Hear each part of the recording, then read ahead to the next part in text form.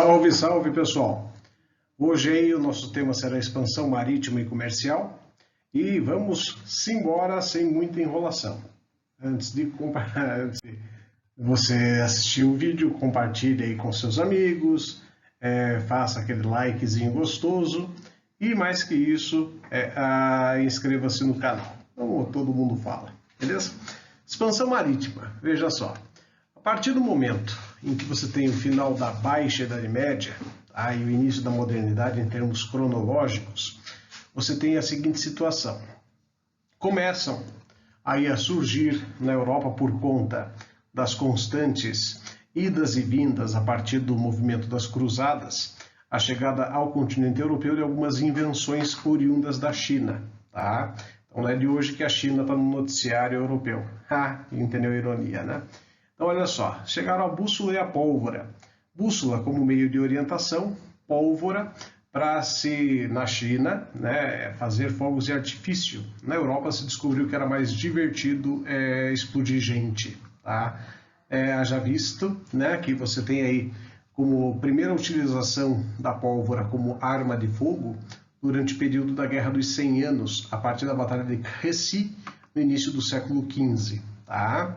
Você também tem o interesse comercial da classe que estava ali, se formando, se colocando, né? E mais que isso, gatos na área. Então, mais que isso, você tem a classe burguesa, derrubando tudo aqui, a classe burguesa em processo de expansão comercial e, além disso, né, o crescimento e fortalecimento dessa classe, que ainda não tem, assim, uma situação economicamente muito propícia, porém, ela acaba tendo, nesse momento da expansão marítima e comercial, uma grande importância pelo interesse no comércio das chamadas especiarias. Produtos especiais que começaram a chegar no continente europeu a partir do final das cruzadas, cravo, canela, noz moscada, pimenta do reino, sal, açúcar de cana, né? Gengibre, entre outros, que acabam chegando e acabam também por, né, ter aí uma importância enorme, principalmente na conservação dos alimentos. O problema maior desse pessoal nesse momento é que aonde estavam as tais especiarias? Nas Índias. Tá? E a região das Índias, que corresponde basicamente ao sul e sudeste da Ásia, né, você tem aí desde a Arábia, né, até a Índia mais oriental, que seria hoje equivalente à China, você tem o comércio ativo através de rotas comerciais, uma delas é a Rota da Seda. Tá? Aí você tem o interesse missionário da Igreja Católica, que não poderia estar de fora desse movimento, afinal de contas a Igreja ainda era a instituição mais poderosa nesse cenário político, econômico e cultural europeu. Então, nesse sentido, quem que está aqui? Fugiu. Tá? Nesse sentido, então, você tem o interesse missionário da Igreja Católica que encara o movimento da expansão marítima como sendo uma nova cruzada. Tá? Então, tudo isso aí acaba servindo como causas, né, do movimento da expansão marítima e comercial. Tá? Farrapo vai fazer uma participação especial no vídeo aqui. Né? Ou não, vai fugir. Fugiu aqui. Tá? Comércio europeu, século XV. Você tem essas rotas comerciais que saem do Oriente Médio, saem da região da Crimeia, um pouco mais ao norte, como a gente já viu em outro vídeo que eu falei a respeito da peste negra e da difusão do vírus Yersinia pestis, né? Que passando por Constantinopla, essas rotas se espalham pelo mar Mediterrâneo. E não apenas isso, né? Você tem rotas terrestres que vão fazer a circulação dessas mercadorias também. No momento, até pelo menos metade do século XV, quem domina esta rota que aparece no mapa são as cidades italianas de Gênova e de Veneza. No entanto, em 1453, metade do século XV, a cidade de Constantinopla, que era o principal centro de comércio da Europa, fazendo a ligação Europa-Ásia, é tomada pelos otomanos e com essa tomada impede-se o livre acesso, a livre passagem de mercadorias pela região. Torna-se então necessária a tentativa, né? Torna-se necessária a tentativa de se achar uma outra rota, uma rota alternativa para que se encontrasse novo caminho para as Índias. E é essa busca que, principalmente agora, Portugal irá fazer. Aqui os pontos das rotas de especiarias, né? Constantinopla, que é o centro de comércio, aí você tem Gênova, Veneza, né? E chegamos a Portugal, aqui no cantinho à esquerda de vocês no mapa. Portugal, que torna-se o principal centro nessa área mais ocidental da Europa, e por conta disso, né, acaba levando essas mercadorias para o norte europeu. Inglaterra, a região norte da França, o Sacro Império Romano Germânico e por aí vai. Tá? Por que Portugal se tornou pioneiro nesse processo das navegações, né, já que os protagonistas seriam portugueses e espanhóis? Bom, Portugal é o primeiro, por quê? A primeira monarquia centralizada que se tem notícia na Europa é justamente a monarquia portuguesa, a partir de 1139, no século XII. Tá? Aí, a partir do momento em que você tem a formação de Portugal. Tá? Aí você tem a posição geográfica extremamente favorável por parte dos portugueses, que, logicamente, vão ter, assim, acesso facilitado aos mares, tá? Principalmente ao Oceano Atlântico. Aí você tem a fundação por meio de Dom Henrique, infante Dom Henrique, da Escola de Sagres, que acaba se tornando um meio de divulgação de ideias, de técnicas, de tecnologias novas para a navegação. Tá? A partir disso, você também tem a paz interna. Sem paz, um Estado não sobreviveria economicamente para fazer, por exemplo, parte de um contexto de guerra, como havia na França, na Inglaterra, que estavam ainda na Guerra dos 100 Anos, e ao mesmo tempo fazer uma expansão marítima. Não faz sentido. Quem entra numa guerra não entra numa guerra para perder. Assim como você vestibulando, por exemplo, não vai fazer inscrição no vestibular para não passar. É a mesma coisa. Então, o cara que entra na guerra entra para ganhar. E nesse sentido, todas as arrecadações do Estado acabam se tornando aí viáveis para a prática da guerra. Portugal não tinha guerra, não estava envolvido em nada. Então, o que vai fazer? Vai se dedicar à prática da navegação. Tá? Aqui, Afonso Henriques, o fundador do Reino de Portugal. Ele era um nobre da região da Borgonha. A Borgonha fica na França, portanto ele não é oriundo de Portugal.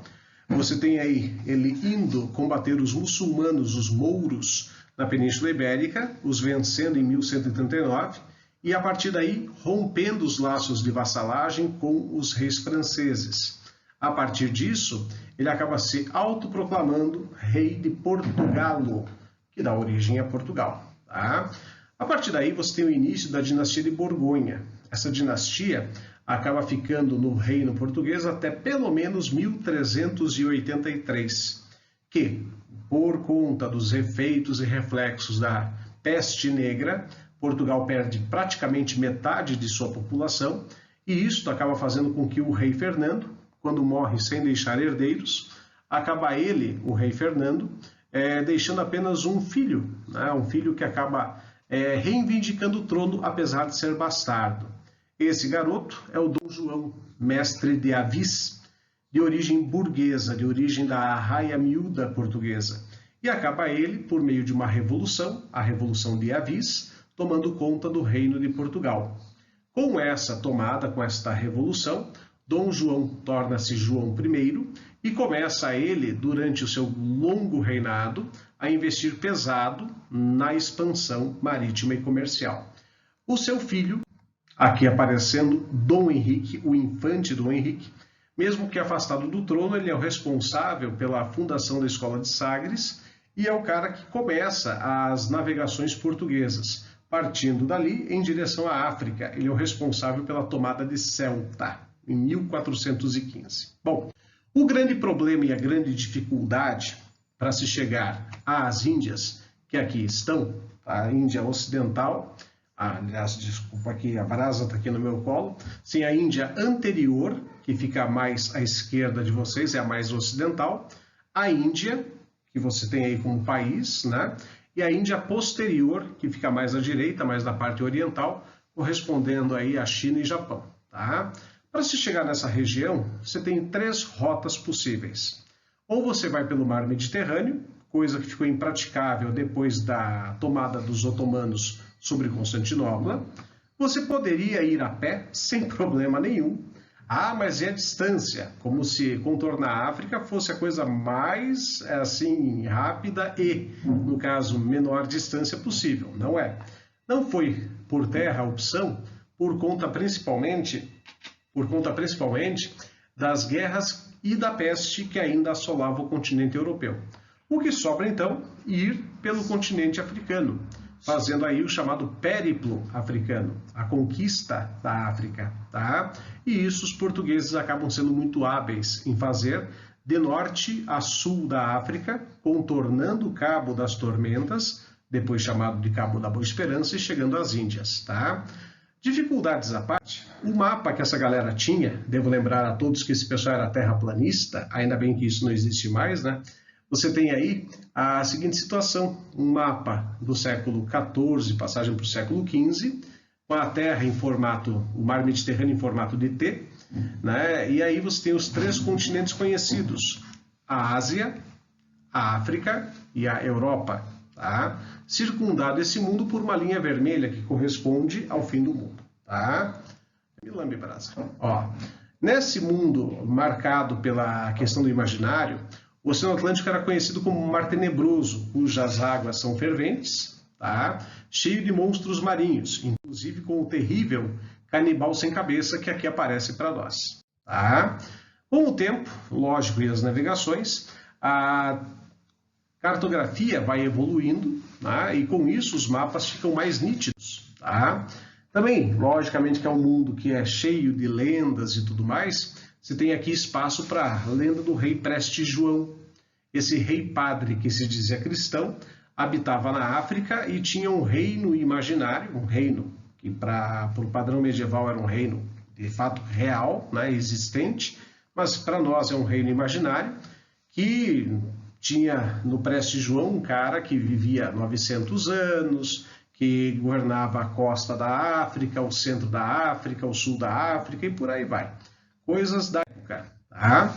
Aqui você tem uma imagem que corresponde à fundação da cidade de Hiroshima por parte dos portugueses, tá?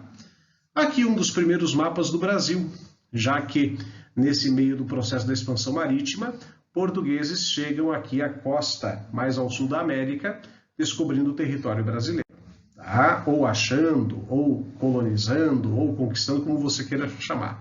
Esse aqui é um dos primeiros mapas mundis desenhados na época, datado de 1503, 3 anos depois da chegada de Cabral aqui nas terras da Bahia.